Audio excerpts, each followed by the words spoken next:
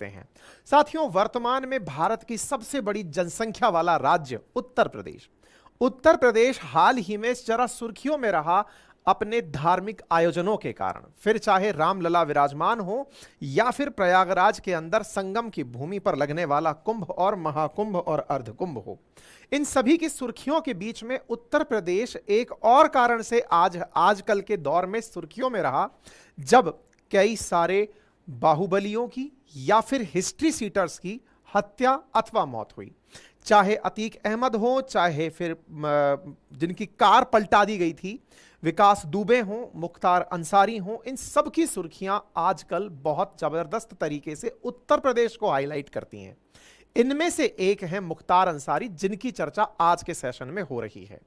मुख्तार अंसारी को, जिन्हें आप वर्तमान में व्हील चेयर पर देख रहे हैं, कभी ये खुली जिप्सी में जनता के सामने कर्फ्यू के दौरान निकल करके दंगे भड़काने के आरोप में भी जेल जा चुके हैं। आज के सेशन में एक एक करके सारी बातें मुख्तार अंसारी के बारे में होगी, जो हाल ही में कार्डियक अरेस्ट के कारण मरना जिनका बताया गया है। अब बात यह है कि कोई व्यक्ति मर गया है, इसके ऊपर इतनी बड़ी सुर्खी क्या बने, सुर्खी क्या बने, इसको लेकर के आप इस बात से इंटेंसिटी का अंदाजा लगा लीजिए। उत्तर प्रदेश के अंदर जो गैंगस्टर पॉलिटिशियन बना, उसकी मौत के ऊपर हाई अलर्ट जारी कर दिया गया है। हाई अलर्ट का आलम यह है कि इनकी मौत की जब सूचना हमने ट्विटर पर शेयर की, कल रात को जब यह सुर्खी बनने लगी, उसके बाद से संपूर्ण उत्तर प्रदेश के संवेदनशील स्थान, जहां पर सांप्रदायिक दंगे भड़कने की संभावना हो या फिर जहां इनके समर्थकों का ज्यादा जमावड़ा हो, वहां पर धारा 144 लगा दी गई। साथियों, यह वो तस्वीर है जिस समय इन्हें अस्पताल लाया गया था, जिनके बारे में पता चला था कि इनकी मौत हो चुकी है। कार्डियक अरेस्ट से 28 मार्च की रात को इनकी मौत हुई। डॉक्टर्स की टीम ने जांच की और अंत में डिक्लेयर किया कि ये नहीं बचे हैं। इनका पोस्टमार्टम हुआ, तस्वीरें बता रही हैं। उत्तर प्रदेश के जिन जिलों से इनका संबंध रहा, जिनमें मऊ और गाजीपुर प्रमुख हैं, वहां पर धारा 144 लागू कर दी गई। बांदा में भी सुरक्षा के विशेष इंतजाम कर दिए गए हैं। डीजीपी मुख्यालय की तरफ से सतर्कता बरतने के निर्देश दिए गए हैं। पुलिस को मार्च करते हुए आप देख सकते हैं। सिक्योरिटी अरेंजमेंट्स फ्राइडे की नमाज को ध्यान में रखते हुए लागू कर दिए गए हैं। गोरखपुर में भी, ये गोरखपुर के एसपी को बोलते हुए सुन सकते हैं। यानी आपके दिमाग में एक पिक्चर बनने लगेगी। एक व्यक्ति जेल में मरता है, पता चल रहा है कि बाहुबली है, पुलिस ने इतनी जबरदस्त तरीके से अरेंजमेंट कर दिए हैं कि कहीं कुछ अप्रिय घटना ना हो जाए। तो दिमाग में एक बहुत ही लॉजिकल सा क्वेश्चन बनता है कि ऐसा क्या था उस व्यक्ति के साथ जुड़ा हुआ, जिसके चलते इस कहानी में इतना ज्यादा हाइप क्रिएट हो रहा है। ऐसा क्या था जिसके बारे में समाजवादी पार्टी के ट्विटर हैंडल से ट्वीट किया जाता है कि पूर्व विधायक श्री मुख्तार अंसारी जी का इंतकाल दुखद, शोकाकुल परिजनों को असीम दुख सहने का संबल प्राप्त हो। मायावती जी के द्वारा लिखा जाता है कि मुख्तार अंसारी की जेल में हुई मौत को लेकर उनके परिवार द्वारा जो लगातार आशंकाएं और गंभीर आरोप लगाए गए हैं, उनके उच्च स्तरीय जांच जरूरी है ताकि उनकी मौत के सही तथ्य सामने आ सकें। तेजस्वी यादव जी लिखते हैं कि यूपी के पूर्व विधायक श्री मुख्तार अंसारी के इंतकाल का दुखद समाचार मिला। दिवंगत आत्मा को शांति और शोकाकुल परिवार को दुख सहन करने की शक्ति मिले। और जेल में उन्हें जहर दिया गया है, फिर भी उनके ऊपर कोई भी गंभीरता से नहीं ले रहा है। यहां पर स्वामी प्रसाद मौर्य लिखते हैं कि स्वाभाविक मौत की हत्या साजिश प्रतीत होती है। पहले डॉक्टर के पैनल ने अस्पताल से डिस्चार्ज किया और कुछ घंटे बाद ही उनकी मौत हो जाती है। यह हत्या की साजिश की पुष्टि करता है। यह सारी की सारी सुर्खियां बताती हैं। पुलिस का जमावड़ा हो या फिर बड़ी बड़ी राजनीतिक पार्टियों के द्वारा दिए जा रहे बयान हो, यह बात समझाता है कि जो व्यक्ति हाल ही में मरा है वो निश्चित ही अपना प्रभुत्व राजनीति में रखता था, निश्चित ही समाज में उसकी कोई पहचान थी। लेकिन ऐसा क्या था जिसके चलते वो लंबे समय से जेल में था? आज का सेशन इसी बात पर है। क्यों ऐसा हुआ कि उसके मारे जाने पर कई जगह पर पटाखे चलाए गए? क्यों ऐसा हुआ कि उसके मरने की सूचना को लोगों ने अपनी जीत के रूप में सेलिब्रेट किया?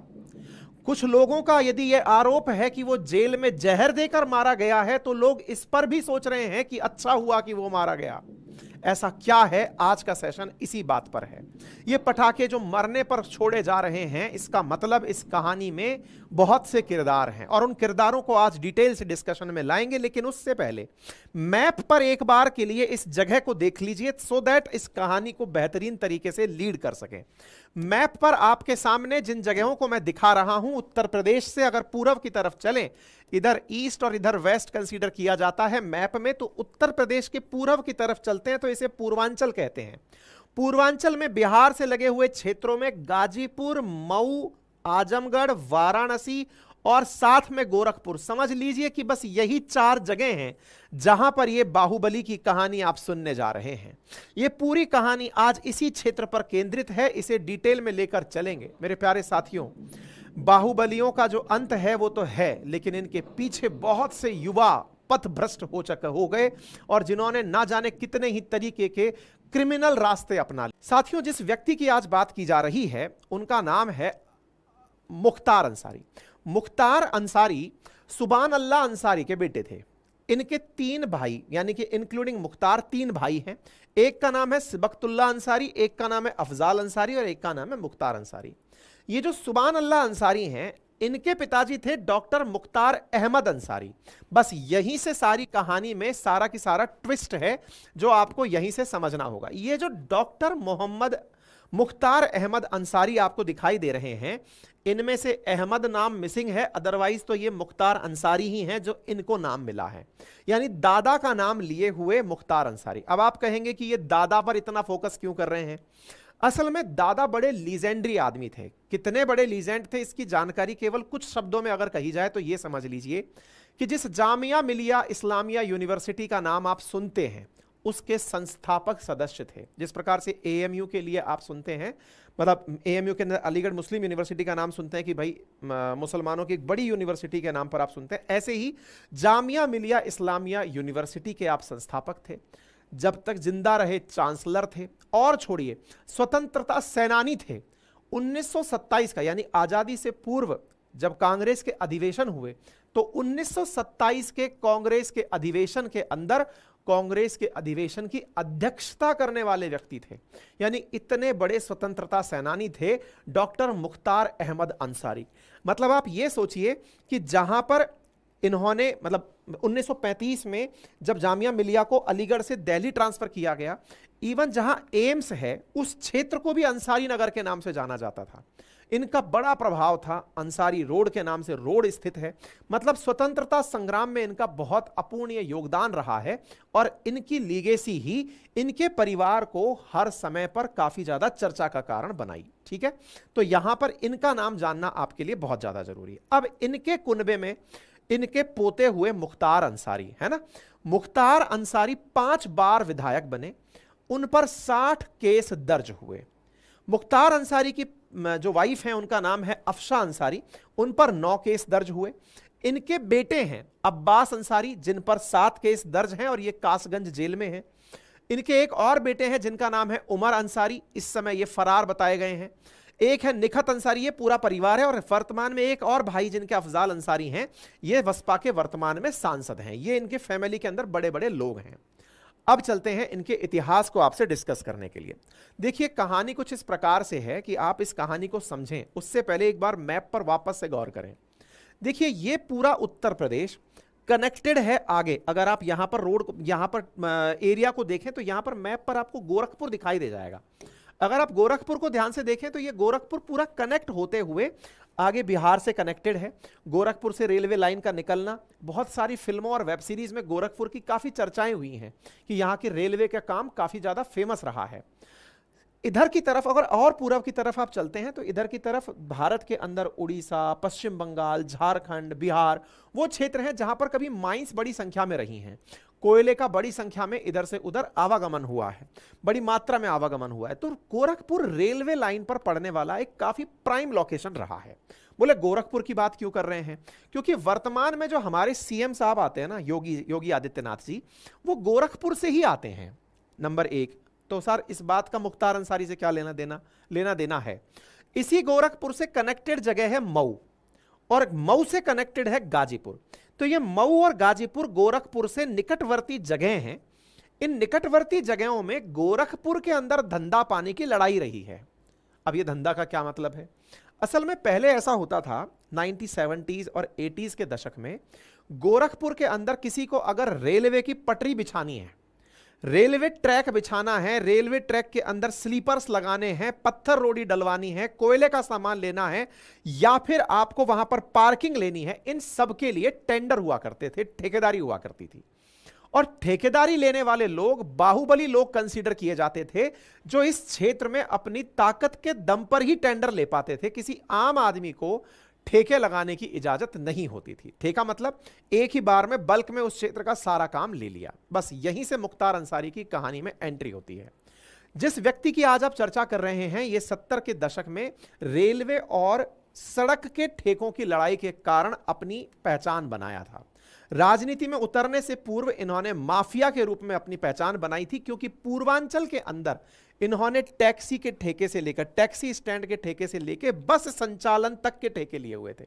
मतलब आप ये मानकर चलिए कि जिस जगह से ये बिलोंग करते हैं, जिसका नाम गाजीपुर है, वहां पर बड़ी संख्या में भूमिहार रहते हैं। इस जगह को भूमिहारों का वेटिकन भी कहा जाता है। लेकिन कहते यह है कि गाजीपुर की कनेक्टिविटी बनारस से इतनी नजदीक है। देखिए, यह गाजीपुर रहा और इसी के जस्ट बगल में आपको यहां वाराणसी दिखाई दे रहा है। तो गाजीपुर और मऊ के अधिकांश लोग अपनी जरूरत के बड़े सामान खरीदने के लिए वाराणसी जाते हैं। वाराणसी से ही मतलब पूरी शॉपिंग वगैरह होती है। कहते हैं क्राइम केवल गाजीपुर और मऊ से लेकर आते हैं, बाकी खरीदने की सारे सामान वाराणसी से। यानी जितने भी यहां के जो पढ़े लिखे या फिर थोड़े भी पैसे वाले लोग हैं, वो वाराणसी जाकर रहने लग जाते हैं, क्योंकि यहां पर बड़ी ही अशांति बताई गई है। अच्छा साहब, मुख्तार अंसारी के बारे में बताएं तो एक और फैक्ट और बताने का है, और वो ये है कि मुख्तार अंसारी जिस घर में पैदा हुए, जिनके दादा के बारे में कहा गया कि वो आज़ादी के आंदोलन में भाग लिए थे, ऐसे ही इनके नाना थे जिनका नाम था मोहम्मद उस्मान, जो कि ब्रिगेडियर थे भारतीय सेना में। और 1948 की जंग में पाकिस्तान ने उनके सर पर 50,000 रुपए का इनाम रखा था कि यदि कोई इनको मार देगा तो उसे 50,000 रुपए मिलेंगे। भारत की सेना में कश्मीर से पाकिस्तानियों के कबीलों को भगाने वाले ये बड़े नाम के रूप में चर्चित थे। ये वो व्यक्ति थे जिनके प्रयास से कश्मीर के राजौरी जिले को छुड़ाया गया था। ये वो व्यक्ति थे जिनको पाकिस्तान की सेना ने अपना जनरल बनने का पद ऑफर किया था, लेकिन इन्होंने भारत में रहते हुए भारतीय सेना की लीडरशिप करते हुए पाकिस्तानियों को कश्मीर से भगाया था। इनका नाम भी बड़े ही फक्र से लिया जाता है। ये युद्ध के अंदर ही वीर गति को प्राप्त हुए थे।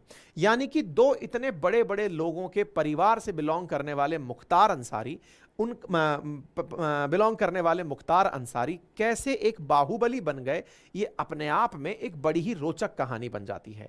जिनके नाम पर, जिनके दादा के नाम पर जामिया मिलिया इस्लामिया के अंदर हेल्थ सेंटर चलता हो, सोचने का बात है कि कोई व्यक्ति कैसे इतना बड़ा अपराधी बन गया, जिस अपराधी के किस्से आज आपको उसकी मौत पर सुनने पड़ रहे हैं कि आफ्टर ऑल कैसे उस व्यक्ति ने अपराध का हाथ थामा। तो कहते हैं कि 1963 में मुख्तार अंसारी का जन्म हुआ। परिवार चूंकि ऑलरेडी इज्जतदार घरों में काउंट होता था, इनके घर पे जो रेलवे फाटक था, इसलिए इनको बड़ा फाटक कह के इनके घर को संबोधित किया जाता था। मुख्तार अंसारी दिखने में काफी हष्ट-पुष्ट, पढ़े लिखे, बड़े चौड़े शरीर के, लंबाई वाले व्यक्ति, खेल खिलाड़ी वाले व्यक्ति, मजबूत शरीर के व्यक्ति थे। तो अपीयरेंस काफी इनका सॉलिड प्रतीत होता था। स्कूल जाना जब शुरू हुआ, इंटर की पढ़ाई होना शुरू हुआ, तो इनको अपने कुछ और दोस्तों से मुलाकात करने का मौका मिला। जैसे क्लास में जाते हैं तो जो कदकाठी वाले लोग होते हैं वो अलग ही अपीयर होते हैं। इसी बीच में इनकी मित्रता होती है एक व्यक्ति से जिसका नाम था साधु सिंह। साधु सिंह और मकनू सिंह दो भाई हुआ करते थे। दोनों गोरखपुर के बड़े ब्राह्मण नेताओं के लिए काम करते थे। अच्छा, पूर्वांचल में जातिवाद की लड़ाई बहुत तगड़ी थी। ब्राह्मण वर्सेस राजपूत की लड़ाई पूर्वांचल के अंदर काफी ज्यादा, मतलब अगर आप उत्तर प्रदेश से हैं तो कहानी से तुरंत रिलेट कर रहे होंगे, बाकी भारत के किसी अन्य भूभाग से हैं तो आपको यह केवल एक फिल्म स्टोरी जैसा लगेगा। आप में से बहुत से लोगों ने जिस प्रकार से वेब सीरीज मिर्जापुर देखी होगी ना, समझ लीजिए कि मिर्जापुर इंस्पायर्ड बाय देम हो सकती है। हकीकत में यहां पर और ज्यादा क्राइम था, मतलब आप इससे अंदाजा लगाइए, ठीक है ना। तो अब यहां पर ये जो साधु सिंह से इनकी मित्रता हुई, यहां पर पता चलता है कि ये इन दो के साथ थे जिनकी ठाकुर माफियाओं के साथ में कुछ गड़बड़ थी। तो ब्राह्मण वर्सेस ठाकुरों में रेलवे के ठेकों को लेकर के एक दूसरे से लड़ाई चलती थी। उसी दौरान पूर्वांचल के अंदर गोरखपुर और आसपास के जिलों में आए दिन गोलियां चलती रहती थी। मुख्तार को यह समझ में आ गया था कि अगर मेरी पर्सनैलिटी का सही यूज किया जाए डराने धमकाने में तो ठेके लिए जा सकते हैं। तो मुख्तार ने अपने इन्हीं मित्रों की मदद से भविष्य के अंदर ठेके प्राप्त करके भविष्य का रोजगार प्राप्त करने का तरीका निकाल लिया था। और भविष्य का तरीका इन्होंने निकाला हनुमान गियर के नाम पर। जैसे अपन कहते हैं ना, साम दाम दंड भेद से कोई भी चीज प्राप्त करना, तो उस क्षेत्र में एक शब्द बड़ा फेमस था जिसका नाम था हनुमान गियर। यानी कि अगर मुख्तार किसी काम को हाथ लगा रहे हैं और केवल यह बोल चुके हैं कि भाई इस पर हनुमान गियर लगाना पड़ेगा, इसका मतलब है कि कैसे भी करके, चाहे साम से, दाम से, दंड से, भेद से, कैसे भी प्राप्त करना है, यह ठेका हमको प्राप्त करना है। तो उनके विरोधियों में इस बात का भय हो जाता था कि मुख्तार अगर हनुमान गियर लगा चुके हैं तो बेहतर है कि इस चीज में इंटरफेयर ना ही करें। आप सोचिए कि इस क्षेत्र में मुख्तार ने अपने जो चेले चपाटे थे इनसे इतना प्रभाव कायम कर लिया था कि 80 से 90 के दशक में बनारस से अगर गोरखपुर बस जानी है तो बनारस, गाजीपुर और गोरखपुर का जो ट्रेवल रूट था, उस रूट पे कोई भी सरकारी बस नहीं निकलेगी।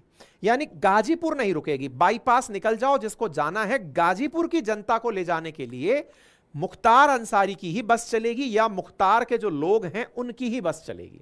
यानी कि उस पूरे क्षेत्र में बसों का संचालन भी इनके द्वारा ही किया जाएगा, इन्हीं के द्वारा समय पर लोगों को डिलीवर किया जाएगा और पूरी तरह से पैरेलल गवर्नमेंट के रूप में यहां पर काम करेंगे। ठीक है साहब। अब बस संचालन को आपने अगर प्राइवेट क्षेत्र में कभी देखा हो तो मुख्तार का भी प्राइवेट क्षेत्र में बस संचालन इस प्रकार था कि सरकारी बसें उनके क्षेत्र से होकर नहीं गुजरती थी। बसों की सर्विस इतनी अच्छी बताते थे कि लोग घड़ियां मिलाते थे कि हाँ भाई इस समय ये बस आ गई है, इतने बच गए होंगे। यानी कि एकदम पैरेलल गवर्नमेंट चला रखी थी साहब। इसी बीच में एक और व्यक्ति थे जिनका बस संचालन चलता था, जिनका नाम था सच्चिदानंद राय। कहते हैं कि सच्चिदानंद राय भी अपनी बसें चलाया करते थे। जब इन्होंने अपनी बसें चलाना शुरू करा तो सच्चिदानंद राय से इनकी इस बात पर बहस हो गई कि साहब आप हमारे क्षेत्र में बस कैसे चलाएंगे। पता चलता है कि सच्चिदानंद राय जो अपनी बस चलाना चाहते थे, मुख्तार के साथ उनकी जो अदावत रही, परिणाम यह निकला कि उनकी हत्या हो गई। नाम मुख्तार का ही आया कि बस चलाने को लेकर सच्चिदानंद राय की हत्या कर दी गई।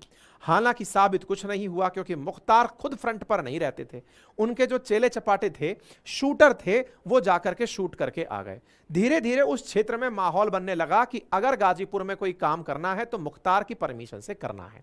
आपके दिमाग में प्रश्न बनने लगेगा तो उस समय उत्तर प्रदेश में सरकारें किसकी चलती थी? तो देखिए 80 से लेकर के 90 के दशक तक अगर आप बात करें तो एक तो यहां पर उत्तर प्रदेश में सरकारें बड़ी स्थिर प्रकार की रही हैं। देखो 2 साल की सरकार, 2 साल की सरकार, 1 साल की सरकार, 6 महीने की सरकार, ऐसे 3 साल की सरकार, 1 साल की सरकार, 2 साल की सरकार, 6 महीने की सरकार, 2 साल की सरकार, 1 साल की सरकार, 1 साल की सरकार, मतलब 6 महीने की सरकार। आप अंदाजा लगाएं तो 90 ये पकड़कर चलिए 2002, 2003, 2007, 2003 तक अगर आप देखकर चलें तो 2003 से पहले 80 से लेकर 2003 तक उत्तर प्रदेश के अंदर अगर आप साल देखें तो मात्र 22 सालों के अंदर सीएम अगर देखें तो 1 2 3 4 5 6 7 8 9 10 11 12 12 13 14 सीएम अगर आ गए तो आप इससे अंदाजा लगाकर देख सकते हैं 5 साल का सीएम का कार्यकाल होता है। कोई भी सीएम यहां पर परमानेंट टिक ही नहीं पा रहा था। क्यों नहीं टिक पा रहा था? क्योंकि क्षेत्रीय ताकतें बड़ी हावी हो गई थी। अच्छा, मैं बाय द वे आपको बताऊं, जब मैंने इलेक्टोरल बॉन्ड के बारे में जानकारी आपको दी थी ना, उस समय भी मैंने इसी कालखंड का जिक्र किया था कि बाहुबलियों के पैसे से सरकारें चलना शुरू हो गई थी, क्योंकि पैसा आ गया था, पैसे से चुनाव लड़ते थे और चुनाव लड़ करके जीत जाते थे, तो सरकारें कभी स्थिर बन ही नहीं पाती थी। आप यहां पर इस आंकड़े को देख करके सरकारी सिस्टम का पैरेलली मतलब कमजोर हो जाना समझ सकते हैं, और जब सरकारें कमजोर होती हैं तो समानांतर सरकारें बनना शुरू हो जाती हैं। तो यहां पर यही वाली स्थिति हो। जब आज पाकिस्तान के हालात हैं कि कोई भी पीएम आज तक 5 साल पूरे नहीं किया।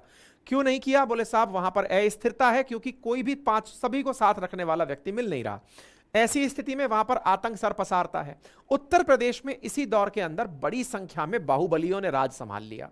हर क्षेत्र का एक नेता टाइप से बाहुबली हो गया, जो सत्ता में बंदूक के दम पर और पैसे के दम पर लोगों से वोट प्राप्त करता, अपनी तरफ से सरकार बनाता। एकदम सही तरीके से काम चल रहा था। इसी बीच में एंट्री होती है एक और व्यक्ति की, जिसका नाम है ब्रजेश सिंह। ये वो कहानी है जिससे आज तक के तार जुड़े हुए हैं, मतलब अब तक की सारी कहानी के तार ब्रजेश सिंह से जुड़े हुए हैं। अब देखिए, यहां तक तो सबको पता चल गया था कि जो साधु सिंह है वो मुख्तार का साथी है। साथियों को वहां पर संघी बोला जाता था कि उसका संघी है। साधु सिंह का परिवार एक ब्रजेश सिंह के परिवार के साथ, अच्छा ब्रजेश सिंह कौन थे? तो ब्रजेश सिंह भी उस क्षेत्र के बड़े ठेकेदार थे। तो साधु सिंह और ब्रजेश सिंह की आपस में भिड़ंत हो गई कि आपको एक जमीन, देखिए माफिया लोग क्या करते हैं ना, दम के आधार पर किसी भी पीड़ित वर्ग के व्यक्ति से जमीन को औने पौने दाम में छुड़ा लेते हैं कि लाइए ये जमीन हमारी हुई, अब आप लड़ते रहिए। तो ब्रजेश सिंह ने कहा कि ये जमीन हमारी है, साधु सिंह ने कहा नहीं जमीन हमारी है। इस बात को लेकर के ब्रजेश सिंह वर्सेस साधु सिंह, इन दोनों के बीच में भिड़ंत हो गई। साधु सिंह कौन है? वही मुख्तार अंसारी के साथ वाले, ठीक है। पता चलता है कि साधु सिंह की गैंग ने ब्रजेश सिंह के पिता वीरेंद्र सिंह की हत्या कर दी। साधु सिंह चूंकि मुख्तार के साथ थे तो तार जुड़ गए मुख्तार से कि मुख्तार की सिफारिश पर ही साधु सिंह ने यह काम किया होगा। लड़ाई झगड़े और बढ़ने लगे। मुख्तार ठेला पट्टी में तेजी से अपना और पैर जमाने लगे और उधर ब्रजेश बदले की आग में जलने शुरू हुए कि भैया हमारे पिताजी को मरवा दिए। आजमगढ़ के तरैया में एक ही दिन में 7 लोगों की हत्या हुई। ब्रजेश सिंह का उसमें नाम निकल कर आया। वहीं पर ठाकुरों की आपस की लड़ाई का कारण निकल कर आया। इस हत्याकांड के बाद यह तय हो गया कि पूर्वांचल में 2 ही लोगों का राज चलेगा। अब जैसे मैंने आपको बताया कि यहां पर एक केंद्र हो गया है बनारस, बनारस से प्रयागराज की तरफ चलेंगे तो ब्रजेश सिंह का एम्पायर। बिल्कुल फिल्मों में जैसे आपने अगर वो मिर्जापुर के अंदर देखा है ना, तो 2 लोग अपना अपना क्षेत्र बांट कर चल रहे हैं कि साहब एक इधर की तरफ राज करेगा, एक उस तरफ राज करेगा, बिल्कुल वैसे ही। तो अगर प्रयागराज की तरफ चल रहे हैं तो साहब ब्रजेश सिंह का, और बनारस से गोरखपुर की तरफ चल रहे हैं तो मऊ गाजीपुर की तरफ अगर आप निकल रहे हैं तो मुख्तार अंसारी का राज चलेगा। दोनों ने अपने अपने क्षेत्र बांट लिए, एक अंडरस्टैंडिंग बन गई। दोनों ने अपने अपने हिसाब से अपने अपने क्षेत्र में ठेके लेने शुरू कर दिए, ठीक है। अब यहां पर ये सारी चीजें आगे चल करके जहां जहां दोनों एक दूसरे के क्षेत्र में इंटरफेयर करने शुरू हुए, वहां गैंगवार होने की बात लाजमी होने लग गई। साधु के बारे में कहा गया कि वो अपनी पत्नी के साथ बच्चों को देखने हॉस्पिटल में आया, पुलिस कस्टडी में ही उसको मार दिया गया। कहा गया कि हत्यारे पुलिस की वेशभूषा में ही आए थे, आरोप ब्रजेश सिंह पर लगा। मतलब मारना इतना कॉमन था कि लोगों के दिमाग में यह रहे कि किसका पलड़ा भारी है। जब किसी पर मतलब दुश्मन को मार दिया तभी तक आपका पलड़ा भारी है। इसी बीच में साधु सिंह के गांव मुरियादपुर में हमला होता है और उसकी मां समेत भाई समेत 8 लोगों को मार दिया जाता है। इसमें साथ साथ 21 लोग घायल होते हैं, यानी मुख्तार पर यह हमला कंसीडर किया गया। अब मुख्तार को यह बात समझ में आ गई कि यह पूरा की पूरा काम जिस तरह से राइवलरी में चल रहा है, अगर यहां पर संरक्षण चाहिए तो भाई साहब राजनीति में एंट्री करनी पड़ेगी। कब तक इस प्रकार से माफिया राज करना पड़ेगा? तो राजनीति में एंट्री करने के लिए मुख्तार का परिवार कम्युनिस्ट पार्टी से जुड़ता है। इनके पिता थे सुभान अल्लाह अंसारी, वो भी राजनीति में दखल रखते थे क्योंकि पुराने कांग्रेसी थे पिताजी, दादाजी इनके। मुख्तार के बड़े भाई अफजाल आगे बढ़ते हैं और 1985 में कम्युनिस्ट पार्टी से विधायक बन जाते हैं। सीट चुनी जाती है गाजीपुर की, मोहम्मदाबाद। यहां से यह अपना हाथ आजमा करके आगे निकल लेते हैं। अब इसी बीच में क्या होता है कि साहब यहां पर मुख्तार के अंदर भी राजनीतिक महत्वाकांक्षाएं जगने लगती हैं कि क्यों ना मैं भी अपनी छवि चमकाने लगूं। गाजीपुर में उस समय हैंडलूम का काम, देखिए अगर आप में से कोई भी बनारस के बारे में जानता है तो बनारस की साड़ी, बनारसी साड़ी जिसे कहते हैं, वो बड़ी फेमस है। बनारसी साड़ी समझिए कि मऊ और गाजीपुर से बनकर आती है। मतलब आसपास के क्षेत्रों में मऊ और गाजीपुर के हैंडलूम का बड़ा नाम है। मतलब बहुत महंगे महंगे जो गलीचे हैं वो बनाए जाते हैं, बहुत महंगे महंगे साड़ियों का निर्माण होता है, उस क्षेत्र में इसका बड़ा काम है। लेकिन इलेक्ट्रिसिटी बहुत बड़ी समस्या है। तो साहब मुख्तार अंसारी यहां की समस्या को समझते हुए कि बिजली यहां पर है नहीं, लोग रोजगार के नाम पर चाहते ये हैं कि अगर रोजगार है, इलेक्ट्रिसिटी है तो रोजगार मिल जाएगा, क्योंकि हैंडलूम से, हथकरघा से लोग यहां पर कालीन, गलीचे निर्माण करना, कालीन का निर्माण करना। कालीन भैया अगर मिर्जापुर में सुने हैं तो वो कालीन निर्माण इसी क्षेत्र की कहानी है।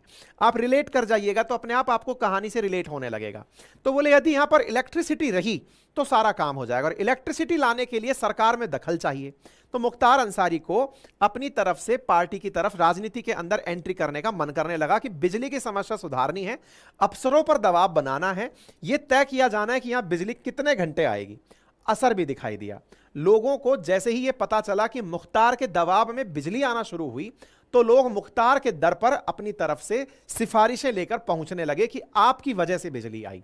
मुख्तार को यह बात पसंद में आने लगी कि भाई साहब ये बहुत सही चल रहा है, मेरे कारण अगर लोगों के काम बन रहे हैं, लोगों में एक्सेप्टेंस बन रही है, इसका मतलब मैं राजनीति की तरफ एंट्री ले रहा हूं। हुआ भी यही।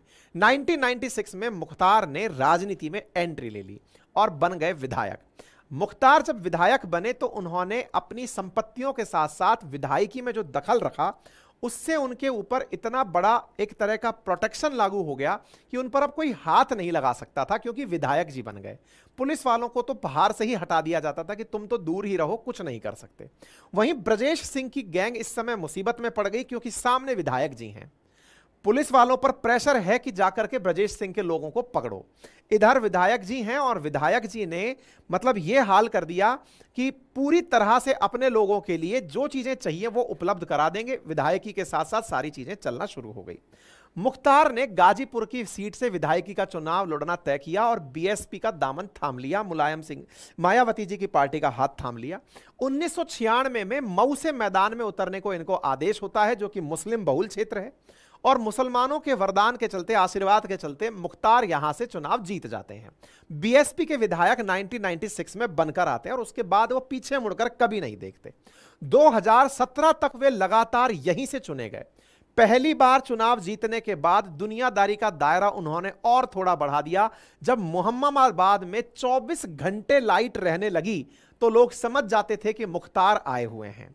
लोग अपनी समस्याएं लेकर के मुख्तार के दर पर पहुंचने लगे। अब चाहे कैसी भी परेशानी हो, कोई लड़का लड़की का संबंध नहीं बिगड़ रहा है, कोई सेटिंग बिगड़ जा रही है, किसी ने जमीन हड़प ली है, कोई किसी को धमका रहा है, मतलब उस क्षेत्र का जो डॉन था वही वहां की सरकार बना लिया कि अब आपको कोई भी फैसला कराना हो, जमीन से कब्जा छुड़वाना हो, कुछ भी करना हो, यहां पर चले आओ। तो भाई साहब बड़ा फाटक वहां पर काफी प्रतिष्ठित जगह के रूप में जगह बना लिया, पहचान बना लिया। अब यहां तक हो गया कि गाजीपुर क्षेत्र में, मोहम्मदाबाद क्षेत्र के अंदर अगर कोई भी लड़ाई झगड़ा हो रहा है तो पुलिसिंग मुख्तार की चल रही है। सब चीजें पैरेलल हैं, लेकिन चूंकि मुख्तार विधायक हैं तो विधायक जी के पास जाइए और आप अपनी परेशानियां दूर कराकर आइए। फिल्मों में जैसे आपने अगर मिर्जापुर देखा हो तो उसमें बाहुबली के रूप में कालीन भैया को दिखाते हैं कि साहब वो एक तरह की काली स्कॉर्पियो से निकल रहे हैं, कोई पता नहीं लगा सकता कालीन भैया किस में बैठे हैं। समझिए कि वो भी यहीं से इंस्पायर्ड था। मुख्तार अंसारी जिन गाड़ियों में चलते थे उन सबका नंबर 786। अच्छा, उत्तर प्रदेश में यह बड़ा कॉमन है। पूर्वांचल, बनारस, इस तरफ अगर आप जाएंगे तो आप पाएंगे कि यहां पर लोगों को एक कलर की गाड़ी रखने का, एक नंबर की गाड़ी रखने का बड़ा ही क्रेज है। और बाहुबलियों की पहचान यह है कि वो एक तरह की कम से कम 10-15 गाड़ियां रखते हैं। नंबर सेम है, आगे की डिजिट चेंज हो सकती है, आखिरी डिजिट 786 इन्होंने फिक्स कर ली। कौन सी गाड़ी में ये चल रहे हैं किसी को नहीं पता है। ये उत्तर प्रदेश के अंदर बनी मिर्जापुर को भी आप देखकर अंदाजा लगा सकते हैं, ये सब वहीं से डिराइव होकर आता था। इवन ये कौन सी गाड़ी में बैठे हैं किसी को नहीं पता, अपना पूरा सुरक्षा तंत्र, पूरा प्रोटोकॉल लेकर के गाड़ी से सड़क पर निकलते थे। कोई बात नहीं। 1996 में ये विधायक बने। 2001 में मुख्तार का काफिला मऊ से मोहम्मदाबाद के लिए निकला। विरोधियों ने पहले से ही तैयारी कर रखी थी, लेकिन जिस तरह से मैंने आपसे कहा किसी को नहीं पता कि वो कौन सी गाड़ी में है, लेकिन फिर भी किसी ने कोई सूचना लीक कर दी, इन पर हमला होता है। जब हमला हुआ तो मुख्तार के जो सरकारी गनर थे और जो प्राइवेट गनर थे उनमें 3 लोग मारे जाते हैं। कहा गया कि मुख्तार की गाड़ी से गोली चली। हमलावरों में से भी एक मनोज राय नाम का व्यक्ति जो सिंगर हुआ करता था वो मारा गया। इसके बाद से ब्रजेश सिंह ने वो इलाका छोड़ दिया, क्योंकि लोग ये समझ गए थे कि मुख्तार पर यह हमला ब्रजेश सिंह ने कराया है और मुख्तार बदला लेगा। तो ब्रजेश सिंह यहां से छोड़कर निकल लिए कि भाई नहीं, इस क्षेत्र में अब नहीं रहना चाहिए, क्योंकि अगर यहां रहे तो मुख्तार बदला लेगा। और ब्रजेश सिंह यहां से निकलकर मुंबई पहुंच गए। मुंबई पहुंच करके उन्होंने सुभाष ठाकुर के साथ मिलकर दाऊद से मुलाकात की और ब्रजेश ने मिलकर के फिर अपनी तरफ से, मतलब ब्रजेश की गिरफ्तारी जो है वो 2008 में उड़ीसा से कर ली गई। अब इधर की तरफ ब्रजेश सिंह दूर से रह करके मुख्तार के भय से तो आतंकित थे, लेकिन अपनी जमीन छोड़ने से भी परेशान थे। तो बोले अब क्या किया जाए, तो बोले किसी नए व्यक्ति को इनके सामने खड़ा किया जाए। मऊ जो कि मुस्लिम बहुल क्षेत्र था, यहां से तो ये जीत ही रहे थे मुख्तार अंसारी। इनके जो भाई थे वो गाजीपुर से चुनाव जीत के आते थे। तो ऐसी स्थिति में गाजीपुर में ब्रजेश सिंह ने अपनी तरफ से कृष्णानंद राय को अफजाल के सामने चुनाव में खड़ा कर दिया। जो ब्रजेश सिंह पूरी तरह से भूमिगत रहा करते थे, उन्होंने कृष्णानंद राय को फ्रंट फेस बना करके चुनाव में एंट्री करी। यानी एक तरह से यह समझिए कि अब मुख्तार अंसारी चूंकि राजनीति में है, राजनीतिक संरक्षण है, तो क्यों ना एक प्रकार से उनके पास भी राजनीति में कोई आदमी हो। राजनीति के आदमी के रूप में कृष्णानंद राय ने एंट्री ली और मुख्तार को कमजोर करने के लिए, इनके बड़े भाई अफजाल को हराने के लिए गाजीपुर में अफजाल के सामने टिकट पर चुनाव लड़ लिया। कृष्णानंद राय ने यहीं से मुख्तार के परिवार को चुनौती दी। 2002 के विधानसभा चुनाव में उन्होंने अफजाल अंसारी को हरा दिया और बीजेपी से चुनाव जीतकर आए। अब यहीं से वो सारी एंट्री होना शुरू होती है।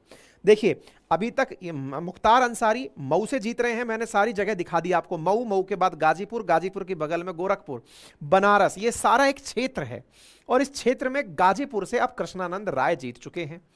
ऐसी स्थिति में 2002 में मुख्तार, चूंकि अभी 2002 के अंदर उन पर हमला हुआ है तो सिंपैथी वोट मिला तो वो मऊ से वापस विधायक बन जाते हैं, सहानुभूति पूरी तरह से बटोर ली जाती है। अब ऐसी स्थिति में कृष्णानंद राय को यह डर लगने लगा कि उन्होंने उनके भाई को हरा दिया है, तो क्यों ना मैं बुलेट प्रूफ गाड़ी में चलूं। उधर से ब्रजेश सिंह को भी यह डर था कि कृष्णानंद राय पर कभी भी हमला हो सकता है, तो कृष्णानंद राय पूरी तरह से बुलेट प्रूफ गाड़ी के अंदर रहने लगे और ये तैयारी करने लगे कि कैसे ना कैसे मुख्तार से बचकर रहना है, विधायकी चलती रहेगी। बुलेट प्रूफ गाड़ी में सिंपल बंदूक की गोली जा नहीं सकती, इसके लिए एलएमजी की जरूरत थी। एलएमजी मिले कहां से? उत्तर प्रदेश में आज तक एक ही एलएमजी बरामद हुई और वो भी हुई मुख्तार अंसारी के पास से। मुख्तार अंसारी ने कहा कि उसकी बुलेट प्रूफ गाड़ी में छेद करना है, इसके लिए एलएमजी चाहिए। एलएमजी खरीदी गई कहीं से, जुगाड़ करके कहा गया कि कोई सेना का भगोड़ा है वो निकल के आया हुआ है, वो 1 करोड़ रुपए में एलएमजी देगा, बोले ले आओ। तो ये एलएमजी लेकर के घूमने शुरू हुए कि जिस दिन दिख जाएगा उसको मार दिया जाएगा। यानी कि एक तरफ कृष्णानंद राय की मारने की तैयारी शुरू हुई। यहां पर ही एक बड़ा मोड़ आता है। एक डीएसपी रहते हैं, उन डीएसपी ने, जिनका नाम शैलेंद्र सिंह है, उन्होंने मुख्तार अंसारी से एलएमजी को बरामद किया। अब तक उत्तर प्रदेश में पहली बार एलएमजी बरामद की गई थी। यहां पर आप इनको देख सकते हैं, ये वो डीएसपी साहब हैं जिनको बाद में, मतलब एक तरह से आप यहां पर देख सकते हैं, ये वो व्यक्ति हैं जिन्होंने इनको इसके एलएमजी के साथ में पकड़ा, एलएमजी जहां से बरामद की। इन पर ही इतना दबाव बन गया कि इन्हें ही सरकार ने पद से हटा दिया, या कहिए कि इन्होंने ही अपने पद से इस्तीफा दे दिया। इतना मजबूर कर दिया कि ये सरकार में फिर रह नहीं पाए। जिन्होंने मुख्तार के, एक डीएसपी थे शैलेंद्र सिंह, इन्होंने मुख्तार के पास से एलएमजी बरामद की थी। ये अपनी बरामदगी के आधार पर मुख्तार को गिरफ्तार कराना चाहते थे पोटा के तहत, आतंकवादी अधिनियम के तहत, कि भाई आतंक फैलाने के लिए ये लिया गया है। लेकिन सरकार इस तरह से मजबूर और लाचार प्रकार की थी कि इनका इस्तीफा तो स्वीकार कर लिया, लेकिन उन पर कोई कार्रवाई नहीं हुई। आज ये बड़े खुश हैं, इनके इंटरव्यूज काफी इस समय वायरल हो रहे हैं, एएनआई पर इनके वीडियो चल रहे हैं। ये अपनी तरफ से बता रहे हैं कि देर से हुआ अच्छा हुआ, जिस व्यक्ति के चलते एक प्रशासनिक अधिकारी को पद से छोड़ना पड़ा, इन्होंने अपनी बात बताई। खैर चलिए, अब आते हैं एलएमजी की कहानी। समझ में आ गई होगी, तो अब आपको यह समझ में आ गया कि इस पूरी स्टोरी में कृष्णानंद राय वर्सेस मुख्तार अंसारी था। ब्रजेश सिंह पीछे से छुपकर बैठे हुए थे, लेकिन कृष्णानंद राय को ही अब यहां पर हराना था। 2002 में जो कृष्णानंद राय विधायक बने, अब इन्हीं विधायक से बदला लेने के लिए मुख्तार अंसारी पूरी प्लानिंग करने लगे। इसी बीच में 2005 में मऊ के अंदर दंगे हो जाते हैं। मऊ में जब दंगे होते हैं तो कुछ फुटेज ऐसी निकलकर आती हैं जिसमें मुख्तार अंसारी एक खुली जिप्सी में, अब ये 6 फीट से ऊपर के आदमी थे, कर्फ्यू लगा हुआ है, खुली जिप्सी में ये इस प्रकार से खड़े होकर के दंगा भड़काते हुए दिखाई दिए। ये तस्वीर आज तक सबसे वायरल तस्वीर मानी जाती है हिंदू मुस्लिम दंगों में मऊ के अंदर की, और जो लोग उस समय के प्रत्यक्ष साक्षी हैं कहते हैं कि इन्होंने ही दंगों को हवा दी थी। बस ये जो तस्वीर है, इसके बाद से फिर कभी भी यह मामला नहीं सुलटा, क्योंकि यहां पर हुआ ये, मतलब ये पूरा की पूरा वो चलता रहा। मुख्तार खुली जिप्सी में घूम रहे थे, सपा की सरकार थी वो मतलब बहुत बुरी हालात में चल रही थी। राज्यपाल राजेश्वर राव ने उस दौर में मऊ के अंदर मुख्तार पर शिकंजा कसने के लिए कहा, तो 25 अक्टूबर 2005 को मुख्तार ने फिर समर्पण किया और वहां से वो गाजीपुर जेल चले गए। मुख्तार के जेल जाने के बाद कृष्णानंद राय अब लापरवाह हो गए कि भाई ये जेल जा चुके हैं दंगे भड़काने के जुर्म में, अब मुझे कौन मारेगा। 29 नवंबर 2005 को एक स्थान जिसका जानना आपके लिए जरूरी नहीं है, वहां पर हल्की फुल्की बारिश के बीच में कृष्णानंद राय थोड़ी लापरवाही में अपनी जगह से निकलकर जा रहे थे। शाम के 4 बजे थे। इनके लौट रहे किसी व्यक्ति ने ही सलाह ऊपर से सूचना दे दी कि कृष्णानंद राय बिना बुलेट प्रूफ गाड़ी के निकल रहे हैं। कहते हैं कि आज से पहले इतनी बड़ी गोलीबारी किसी ने नहीं सुनी। AK-47 से अंधाधुंध कृष्णानंद राय पर फायरिंग होती है। 400 गोलियां चलाई जाती हैं। अकेले कृष्णानंद राय को 67 गोलियां लगती हैं। मतलब यह सामान्य हत्या नहीं थी, उस क्षेत्र में हत्या थी जहां पर कृष्णानंद राय विधायक थे, और यह मैसेज था कि आपके क्षेत्र में घुसकर मारा गया है। इस हत्या के बाद से यह घटना इतनी जबरदस्त तरीके से मार्केट में फैल गई कि वो जेल में है, लेकिन जेल के बाद भी काम होते रहेंगे। कृष्णानंद राय की हत्या के बाद से एक बात और चर्चा में आई, और वो ये थी कि कृष्णानंद राय चोटी रखा करते थे, और इनके चेले चपाटों ने वो चोटी काट ली, और उस चुटिया को काट करके एक ऑडियो सामने निकला जिसमें मुख्तार जेल से अपने जो चेले चपाटी थे उनसे पूछ रहे थे कि चुटिया काट ली, मतलब चुटिया काट ली ना, मतलब उसको मारने के बाद में वो चुटिया काट ली, मतलब एक प्रकार से समझिए कि सामने वाले के अस्तित्व को मिटा दिया ना। अब ये बात एक तरह से पॉलिटिकल राइवलरी के रूप में सामने आ गई। एक तरफ से मुख्तार अंसारी, दूसरी तरफ से बीजेपी के विधायक थे कृष्णानंद राय। मामला तो बिगड़ना ही था। मामला बिगड़ना कैसे था? अब यह मामला इतना जबरदस्त तरीके से उठना शुरू हुआ कि मुख्तार अंसारी और 6 लोगों पर बीजेपी MLA कृष्णानंद राय के मर्डर का केस चलना शुरू हुआ। इसी बीच में योगी आदित्यनाथ गोरखपुर के अंदर सांसद बन चुके थे। उन्होंने गोरखपुर मंदिर से मऊ जाने का निर्णय लिया कि मैं जाऊंगा और वहां जाकर के लोगों के सामने, अब जो आज की राइवलरी लोग निकालते हैं ना कि गोरखपुर के मतलब योगी आदित्यनाथ की मुख्तार अंसारी के साथ क्या अदावत थी, तो वो तार यहां से जोड़ सकते हो। तो वो तार ये था कि ये गोरखपुर से निकलते हैं मऊ के लिए, बिल्कुल बॉर्डर जड़े हुए हैं एकदम। अब जब यहां पर निकलते हैं तो योगी जी का जब काफिला मऊ बॉर्डर पर पहुंचता है तो उन्हें यहीं रोक दिया जाता है। योगी जी को यहीं से वापस लौटा दिया जाता है। हालांकि बीजेपी की उस समय कोई ग्राउंड उस क्षेत्र में ज्यादा बड़ा नहीं था, लेकिन उसके बावजूद भी अब यह मसला केवल कृष्णानंद राय या ब्रजेश सिंह का नहीं रह गया था।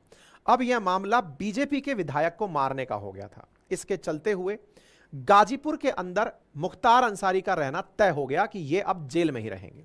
मुख्तार अंसारी ने जेल को ही अपना ठिकाना बना लिया कि अब जेल से बाहर नहीं आ सकते क्योंकि पॉलिटिकल प्रेशर बहुत बन गया। लेकिन मुख्तार ने जेल में ही एक नई सरकार शुरू कर दी। हालात ये हो गए कि मुख्तार को मछली ताजा पसंद है खाने के लिए, तो कहा गया कि जेल के अंदर तालाब खुदवा करके जिंदा मछली, ताकि फ्रेश मछली मिल सके, इसका इंतजाम किया गया। बड़े बड़े अधिकारी अखबार से लेकर मसाज से लेकर के सारी व्यवस्थाएं करते, वहीं से शासन चलना शुरू हुआ। यानी मुख्तार 2005 में ही जेल को अपना घर बना लिए। मतलब अब हालात ये हो गए कि इस बीच में गाजीपुर के अंदर राजकमल, मतलब कई पत्रकारों का कहना है कि इस बीच में जो भी अब कांड होने लगे ब्रजेश सिंह वर्सेस मुख्तार, अब जेल से ही सारे काम होने लग गए। 2009 के अंदर राजनीतिक हालात और बदले। सूबे की कमान मायावती के हाथ में आई।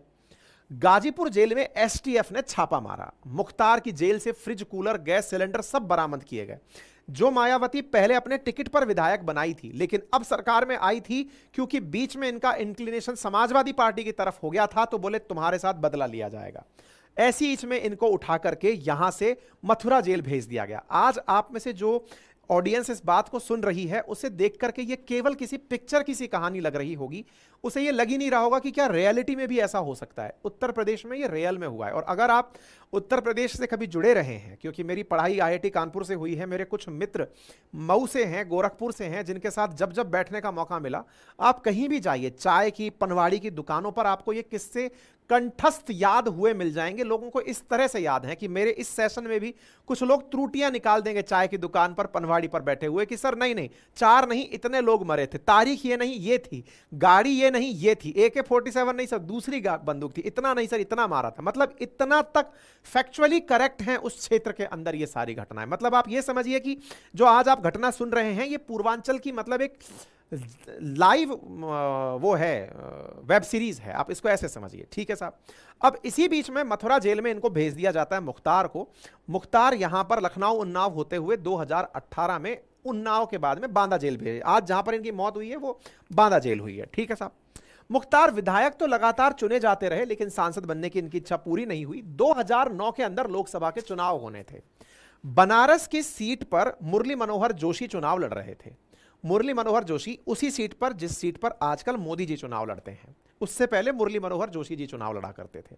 मायावती ने मुख्तार अंसारी को वहां से अपना कैंडिडेट डिक्लेयर कर दिया।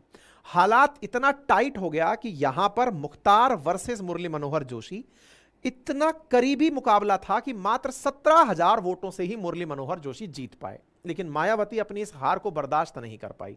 उन्होंने मुख्तार को ही पार्टी से विमुख कर दिया कि नहीं, तुम्हारे अंदर जीतने का कोई दम ही नहीं बचा है। पार्टी से निकाल दिया। पहले जिसको टिकट दिया उसे पार्टी से निकाल दिया कि नहीं, तुमको बचा करके भी गलत किया, हटाओ। इसके बाद इन तीनों भाइयों ने, मुख्तार के साथ साथ अफजाल ने और तीसरा भाई सिगबुतुल्ला, उन तीनों ने मिलकर के कौमी एकता दल नाम से अपनी पार्टी बना ली। 2014 में मुख्तार घोसी संसदीय सीट से उम्मीदवार बने, लेकिन सफलता नहीं मिली। 17 में कौमी एकता दल का बीएसपी में विलय हो गया और मुख्तार को मऊ सदर से टिकट दिया गया। मुख्तार फिर से विधायक बन गए। यानी 2017 में फिर से, यानी बीएसपी ने इनको जेल से जेल में ट्रांसफर किया, फिर इनके ऊपर दबाव बनाकर सांसद का चुनाव लड़, ये पूरे टाइम जेल से ही चुनाव लड़ते रहे। फिर 2017 में उठा करके इनको मऊ से विधायक बना दिया गया। ठीक है साहब, तो ये 2017 तक बीएसपी ज्वाइन करके फिर मऊ कॉन्स्टिट्यूएंसी से विधायक बने रहे। ठीक है साहब। अब 2017 में योगी सरकार आ चुकी थी। योगी सरकार, अब 2006 का एपिसोड याद करके चलिए दिमाग में, सबका बदला लेगा बाबा योगी। तो वो वाली कहानी वहां से लेकर अब तक चली आ रही थी कि जो जो क्रिमिनल थे, जिन्होंने पूरी तरह से उत्तर प्रदेश में क्राइम फैलाया था, सबका फैसला होना था।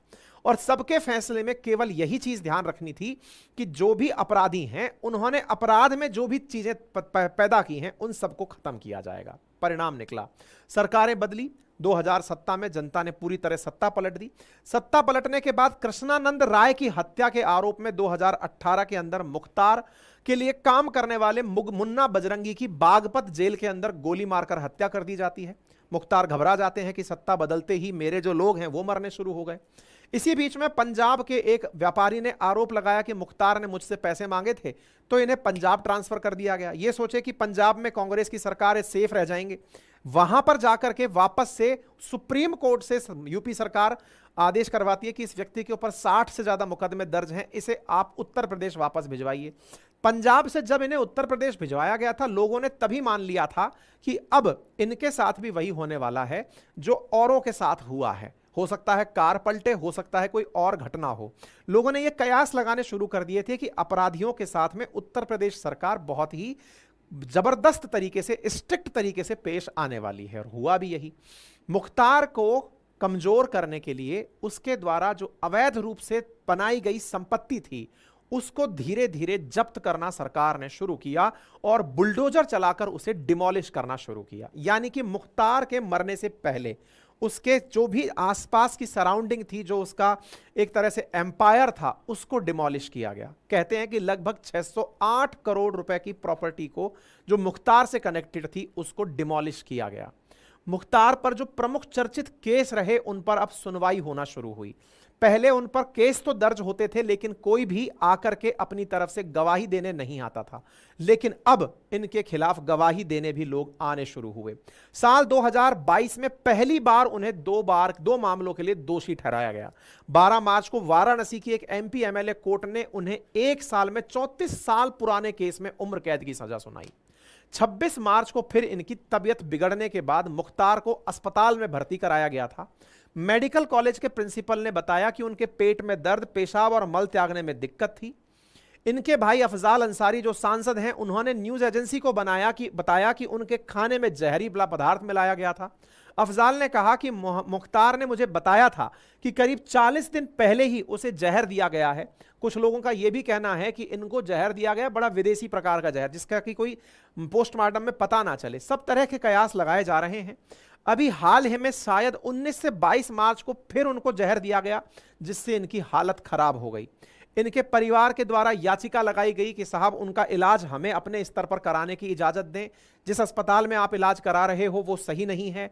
इनकी स्थिति लगातार डिटोरिएट होती रही।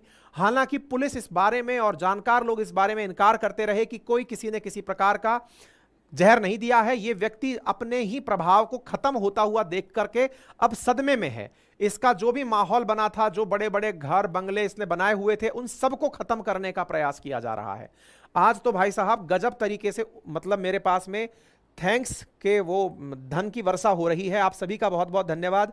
महेश पॉल पाटिल ने यूएस से $5 भेजे हैं, और स्टडी आईक्यू से किसी व्यक्ति ने मुझे 1000 रुपये भेजे हैं। आप सभी का बहुत बहुत धन्यवाद, क्या बात है।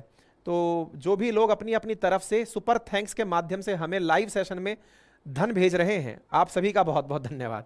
ठीक है साहब। अच्छा, इसी बीच में अब क्या हुआ कि मुख्तार अंसारी को पॉइजन दिया गया। इस विषय पर सरकार ने इसको बेसलेस कहते हुए इनकार कर दिया, कुछ नहीं है ये सब बातें।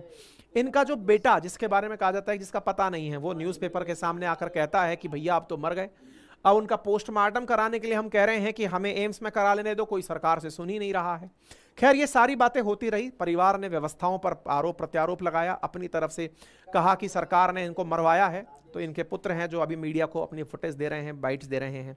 फिलहाल के लिए इनके लिए कब्र खुद चुकी है, कब्र के अंदर इनके जाने की तैयारी चल रही है। उस पूरे क्षेत्र में जहां पर मुख्तार अंसारी का पूरा साम्राज्य था, जहां इनके लोग और इनके चहेते रहा करते थे, वहां पर इनके बेटे को ही जेल से इनकी आखिरी यात्रा में शामिल होने का मौका नहीं दिया गया है। उम्मीद है कि गैंगस्टर्स की इस पूरी कहानी में आपको एक चीज तो तय हो गई होगी कि बुरे का अंत हमेशा बुरा होता है। अगर आप बहुत बुरा करते हैं, कहते हैं ना, जैसी फसल आप बोएंगे आप फाइनली वैसे ही काटेंगे। अगर आपने अति कर दी है तो वो हमेशा वर्जित है। एक समय पर हो सकता है कि ये किसी ना किसी के लिए रोल मॉडल रहे हों कि भाई साहब ट्रेलर हो तो इन जैसा, मतलब ठरका हो तो इन जैसा, सरकारें हिल जाती हैं। लेकिन साहब जब समय बदलता है तो वो कुछ इस प्रकार से बदलता है।